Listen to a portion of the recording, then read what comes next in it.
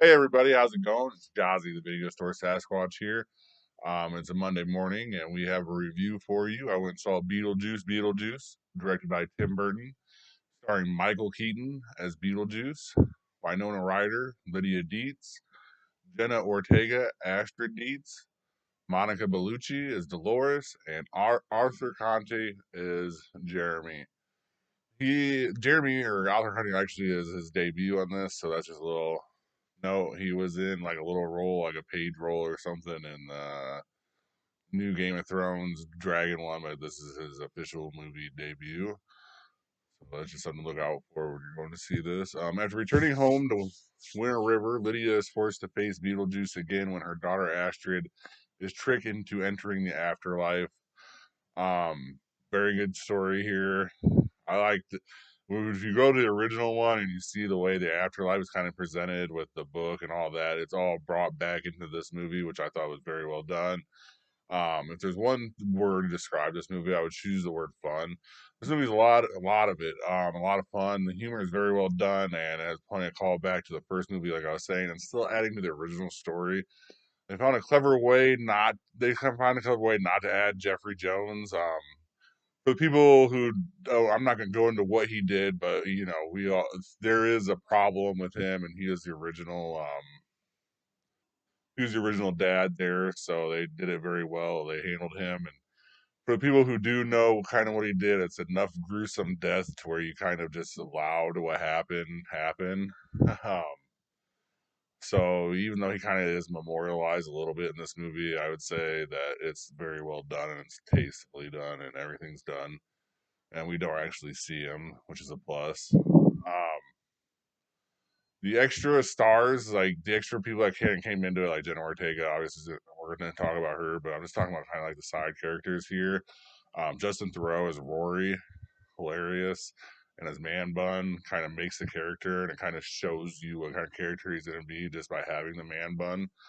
Willem Dafoe as Wolf Jackson. Wolf Jackson's like this old school actor who played a bunch of cop roles, and so he's in the afterlife now. So he thinks that he's still there. So that was definitely a good add to this movie. It kind of added like a mystery and way to it, especially with the way Dolores comes out and the story behind Dolores. We get a little bit more of Beetlejuice's background. I think it's very done. Dane DeVito's in it as a janitor. I think that's hilarious. You know it's Danny DeVito when you see him just by the behind shot. So you don't even see his face. You don't even hear him talk yet. You're like, holy shit, that's Danny DeVito. And then you hear him talk, and you're like, yeah, that's definitely Danny DeVito. Um, just makes this movie like more today. Um, Burn Gorman's, his father Damien, was very well done too. And that's like the new Deo sound, like music number into it. It's a new song, and his like lip syncing of it like kind of adds just the hilarity of it all. It was very well done. It's very funny. For a little bit there, it seemed like Tim Burton and stale, but this absurd piece. He's gonna have this absurd movie here. I have been like, it's perfect because yeah, it's gonna be overly commercialized like a lot of his newer stuff is. But when you're adding to this like the story and all this, it adds to the perfect abstract and his horrified mind. Like it definitely comes back to like old school Tim Burton when you're talking about Nightmare Before Christmas, um, Edward Scissorhands, the original Beetlejuice, the Batman's. Like you definitely see the abstractness, the colors, and it's still like this wild and crazy character movie. So it's very well done. I didn't really have any expectations for this movie. Um, I really was kind of down on it. I thought it was gonna be a bomb. I was 100% wrong. I gave it a dark comedy and an overall the same grade. It's a B plus here, and not only is it a B plus, it was very well done and all this. It made the top 10. It's number 6 now. So I mean, so I made the top 10 on the list for the year. It's amazing. I didn't think it would do that, and I was 100% wrong about being a flop. It made $110 million opening weekends. It's like the third best movie this year.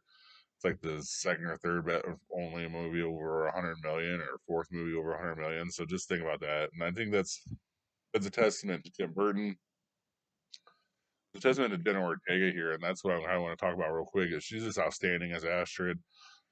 I like to maybe see her in a role where she's not a high school girl, but you know, we're gonna get what we get with her for a little bit. And this is exactly what we expect from her. She was their little quirky character, kind of reminded me a little bit of Wednesday.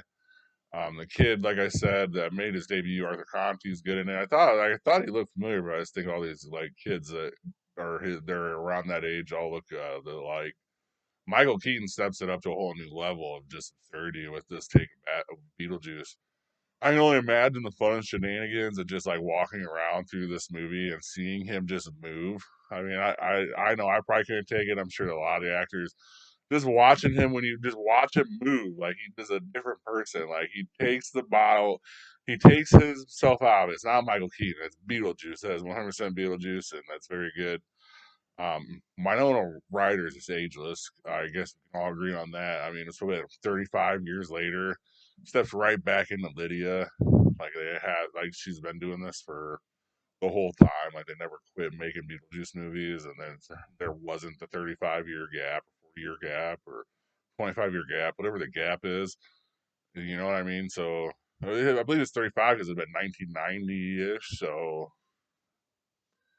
long time. I watched a video from the original movie, and just to talk about Winona Ryder here and Michael Keaton and aging and all of this, but Michael Keaton the first time around said, "I just went with this character, and I just waited till the director told me to stop going over the edge."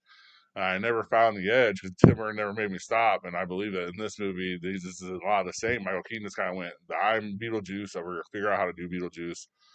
Winona Ryder was Lydia. She was the angsty teen. You see it back in the day. You see it today with this new movie. I like how they kind of bring Jenna Ortega. They didn't make her like a little Lydia Deetz. They made her own little Astrid character, which really helps out because I think she'd have been like dark goth girl like Lydia was.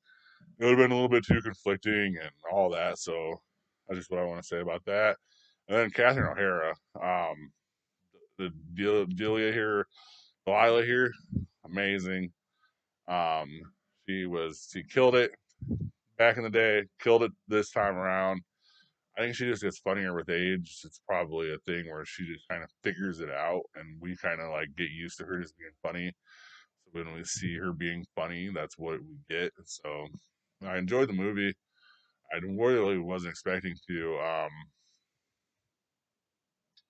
It was a perfect timing, really, of this for this movie when you think about it, because it's been about 3 weeks since we had Alien Romulus come out. That's I labeled the summer whatever over.